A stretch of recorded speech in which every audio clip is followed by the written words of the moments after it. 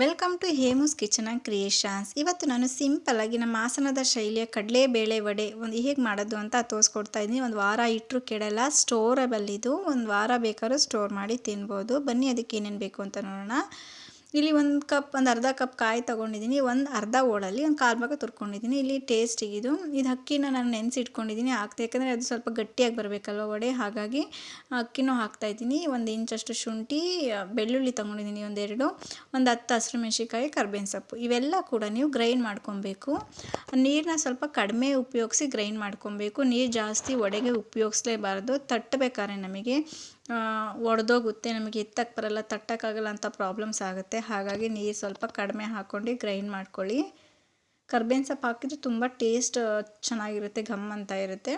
ಇಲ್ಲಿ ನಾನು ಕಡಲೆಬೇಳೆ ಅರ್ಧ ಕೆಜಿಯಷ್ಟು ನೆನೆಸಿಟ್ಕೊಂಡಿದ್ದೀನಿ. ಒಂದು 5 ಅವರ್ ನೆನೆಸಿಟ್ಕೊಂಡಿದ್ದೀನಿ. ಜಾಸ್ತಿ ನೆನೆಸೋಕ್ಕೆ ಹೋಗಬೇಡಿ, ಯಾಕಂದರೆ ತೆಳ್ಳಗಾಗ್ಬಿಡುತ್ತೆ ಹಿಟ್ಟು. ಹಾಗಾಗಿ ಸ್ವಲ್ಪ ಕಡಿಮೆ ಟೈಮ್ ನೆನೆಸಿ ಒಂದು 5 ಅವರ್ ನೆನೆಸಿಡಿ ಸಾಕು. ಇಲ್ಲಿ ನಾನು ಪೇಸ್ಟ್ ಮಾಡಿಟ್ಕೊಂಡಿದ್ದೆನಲ್ಲ ಅದು ಹಾಕ್ಕೊಂಡಿದ್ದೀನಿ. ಇಲ್ಲಿ ಕಡಲೆಬೇಳೆನ ನಾನು ಗ್ರೈಂಡ್ ಮಾಡ್ತಾಯಿದ್ದೀನಿ. ಇದಕ್ಕೂ ಕೂಡ ನೀರು ಹಾಕಲೇಬೇಡಿ. ನೀರು ಹಾಕ್ತಾನೆ ಕೂಡ ಗ್ರೈಂಡ್ ಆಗುತ್ತೆ. ಸ್ವಲ್ಪ ಬೇಳೆ ಉಳ್ಕೊಳ್ಳುತ್ತೆ. ಅದನ್ನು ಮೇಲೆ ತಗೊಂಡು ಮತ್ತೆ ಇನ್ನೊಂದು ಸಲ ಹಾಕ್ಕೊತೀವಲ್ಲ ಅದಕ್ಕೆ ಸೇರಿಸ್ಕೊಳ್ಳಿ. ನೋಡಿ ಇದೆಲ್ಲ ರೆಡಿಯಾಗಿದೆ. ಇವಾಗ ಇದಕ್ಕೆ ನಾನು 2 ಸ್ಪೂನ್ ಉಪ್ಪು ಹಾಕ್ಕೊಂಡು ಕಲಿಸ್ಕೊತಾ ಇದ್ದೀನಿ, ಮಿಕ್ಸ್ ಮಾಡ್ಕೊತಾ ಇದ್ದೀನಿ. ನೀವು ನಿಮ್ಮ ಮನೇಲಿ ಒಳ್ಕಲ್ಲಿದೆ ಅಂದರೆ ಕಲ್ಲಲ್ಲೇ ನೀವು ಆಡಿಸ್ಕೊಳ್ಳಿ, ತುಂಬ ಚೆನ್ನಾಗಿ ಬರುತ್ತೆ. ಗಟ್ಟಿಯಾಗಿ ನಿಮಗೆ ತುಂಬ ಚೆನ್ನಾಗಿ ಬರುತ್ತೆ. ನಿಮಗೆ ತೊಟ್ಟೋದಕ್ಕೆ ತುಂಬ ಈಸಿ ಆಗುತ್ತೆ. ನಮ್ಮ ಊರಲ್ಲೂ ಅಷ್ಟೇ, ನಾವು 2 kg ಮಾಡ್ತೀವಿ ಪ್ರತಿ ಹಬ್ಬದಲ್ಲೂ. ನಾವು ಕಲ್ಲಲ್ಲೇ ಅಷ್ಟು ಕಾಳನ್ನು ಕೂಡ ನಾವು ಕಲ್ಲಲ್ಲೇ ಆಡಿಸ್ಕೊಳ್ಳೋದು. ತುಂಬ ಚೆನ್ನಾಗಿ ಬರುತ್ತೆ ಆ ಥರ ಮಾಡ್ಕೊಳ್ಳೋದ್ರಿಂದ. ಇಲ್ಲಿ 2 ಈರುಳ್ಳಿ ತೊಗೊಂಡಿದ್ದೀನಿ, ಸಣ್ಣದಾಗಿ ಕಟ್ ಮಾಡ್ಕೊಂಡಿದ್ದೀನಿ, ಚಿಕ್ಕದಾಗಿ. ನಾನು ಈರುಳ್ಳಿನೂ ಕೂಡ ಸ್ವಲ್ಪ ಕಡಿಮೆ ತೊಗೊಂಡಿದ್ದೀನಿ, ಯಾಕಂದರೆ ನಾವು ನಿಪ್ಪಟ್ಟು ಥರ ಡೀಪಾಗಿ ಬೇಯಿಸ್ಬೇಕಾಗಿರೋದ್ರಿಂದ ಕಡಿಮೆ ತೊಗೊಂಡಿದ್ದೀನಿ ನಾನು. ಇಲ್ಲಿ ಕೊತ್ತಂಬರಿ ಸೊಪ್ಪು ಮತ್ತು ಸಬ್ಬಕ್ಕಿ ಸೊಪ್ಪು ಕೂಡ ಹಾಕ್ಕೊಬೋದು. ನಾನಿಲ್ಲಿ ಕೊತ್ತಂಬರಿ ಸೊಪ್ಪು ಮಾತ್ರ ಹಾಕ್ಕೊಂಡಿದ್ದೀನಿ. ಎಲ್ಲ ಸ್ವಲ್ಪ ಕಡಿಮೆನೇ ಹಾಕ್ಕೊಬೇಕು. ನಿಮಗೆ ಸಬ್ಬಕ್ಕಿ ಸೊಪ್ಪು ಬೇಕಂದರೆ ಸಬ್ಬಕ್ಕಿ ಸೊಪ್ಪು ಕೂಡ ಹಾಕ್ಕೊಳ್ಳಿ. ನೋಡಿ ಇವಾಗ ರೆಡಿಯಾಗಿದೆ. ಇವಾಗ ಕಲಸೆಲ್ಲ ರೆಡಿ ಮಾಡಿ ಇಟ್ಕೊಂಡಿದ್ದೀನಿ. ಇವಾಗ ಹೇಗೆ ತೊಟ್ಟೋದು ಅಂತ ನೋಡೋಣ ಬನ್ನಿ. ಇವಾಗ ನಾನಿಲ್ಲಿ ಕಾಟನ್ ಬಟ್ಟೆ ತೊಗೊಂಡಿದ್ದೀನಿ. ಕಾಟನ್ ನೈಟಿ, ಇಲ್ಲಾಂದರೆ ನಿಮ್ಮ ಹತ್ರ ಪಂಚೆ ಇದೆ ಕಾಟನ್ದು ಅಂದರೆ ಅದರಲ್ಲೂ ಕೂಡ ತಟ್ಕೊಬೋದು ನೀವು. ಈ ಥರ ರೊಟ್ಟಿ ಥರ ತೆಳ್ಳಗೆ ತಟ್ಕೊಬೇಕು. ತೆಳ್ಳಗೆ ತಟ್ಕೊಂಡಷ್ಟು ತುಂಬ ಚೆನ್ನಾಗಿ ಬರುತ್ತೆ. ಈ ಥರ ತೊಟ್ಕೊಳ್ಳಿ. ನಮಗೆ ಎತ್ತಕ್ಕೂ ಕೂಡ ಈಸಿಯಾಗಿ ಬರುತ್ತೆ. ಒಡೆದೋಗುತ್ತೆ, ಕಿತ್ತೋಗುತ್ತೆ, ನಮಗೆ ಎತ್ತಕ್ಕೆ ಬರಲ್ಲ ಅನ್ನಂಗಿಲ್ಲ. ನಾವು ಕಾಟನ್ನೇ ಯಾಕೆ ಯೂಸ್ ಮಾಡಬೇಕು ಅಂದರೆ, ನಾವು ಈ ತೊಟ್ಟಿ ಈಗ 1 ನಿಮಿಷ ಆಯ್ತಲ್ಲ, ಒಂದು ತೊಟ್ಟಿ ಅದು ಅದರಲ್ಲಿರೋ ನೀರಿನ ಅಂಶನ ಅಬ್ಸರ್ವ್ ಮಾಡ್ಕೊಳುತ್ತೆ ಕಾಟನ್ ಅದು. ಅದಕ್ಕೆ ನಾವು ಕಾಟನ್ ಬಟ್ಟೆನೇ ಉಪಯೋಗಿಸಿ. ಕಾಟನ್ ಬಟ್ಟೆಗೆ ಹಾಕಿದ್ರೆ ನಮಗೆ ಕೈಗೆ ಎತ್ಕೊಬೇಕಾದ್ರೆ ತುಂಬ ಈಸಿಯಾಗಿ ಎತ್ಕೊಬೋದು ನಾವು ಕೈಗೆ. ನೋಡಿ ಇವಾಗೆಲ್ಲ ತಟ್ಕೊತಾ ಇದ್ದೀನಿ. ಇವಾಗ ಈ ಥರ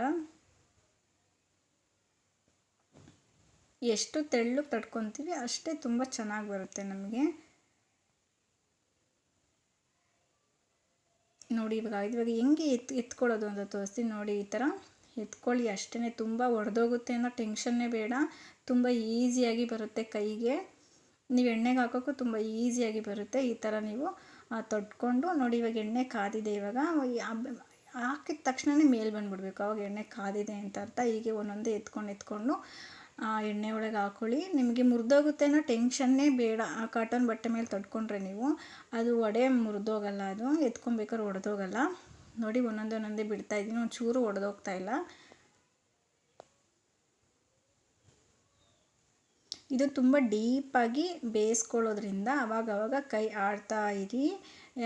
ಇದೇ ಟೈಮ್ ಹಿಡಿಯೋದು, ನಮಗೆ ಬೇಯಿಸ್ಕೊಳ್ಳೋದೇ ಟೈಮ್ ಹಿಡಿಯೋದು. ನಮ್ಮ ಹಾಸನ ಕಡೆ ನಾವು ಹೀಗೆ ಮಾಡೋದು. ನಾವು ಇದೇ ಥರ ಹಬ್ಬದ ದಿವಸ ನಾವೆಲ್ಲ ಮಾಡಿರ್ತೀವಿ, ಆದರೆ ಏನೂ ತಿನ್ನೋಕ್ಕಾಗಲ್ಲ. ವಡೆ ಮಾಡಿದರೆ ಆಗ್ಲೇ ಖಾಲಿ ಮಾಡ್ಕೊಂಬಿಡ್ಬೇಕು.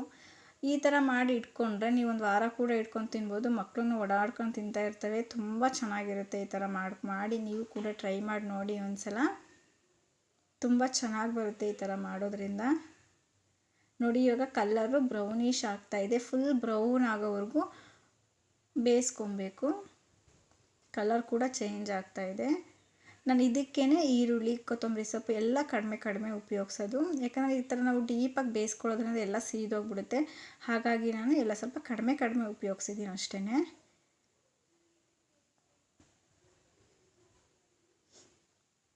ನೋಡಿ ಇವಾಗ ಫುಲ್ ಕಲರ್ ಚೇಂಜ್ ಆಗಿದೆ. ಈ ಥರ ಆದರೆ ನಮಗೆ ಬೆಂದಿದೆ, ರೆಡಿ ಆಗಿದೆ ಅಂತ ಅರ್ಥ.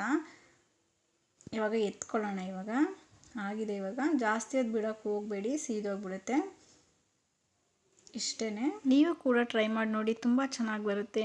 ಹೀಗೆ ನನ್ನ ಚಾನೆಲ್ನ ವೀಕ್ಷಿಸ್ತಾ ಇರಿ, ಹೀಗೆ ಸಪೋರ್ಟ್ ಮಾಡಿ. ಇನ್ನೂ ನನ್ನ ಚಾನೆಲ್ಗೆ ಸಬ್ಸ್ಕ್ರೈಬ್ ಆಗಿಲ್ಲ ಅಂದರೆ ಕೂಡಲೇ ಸಬ್ಸ್ಕ್ರೈಬ್ ಆಗಿ.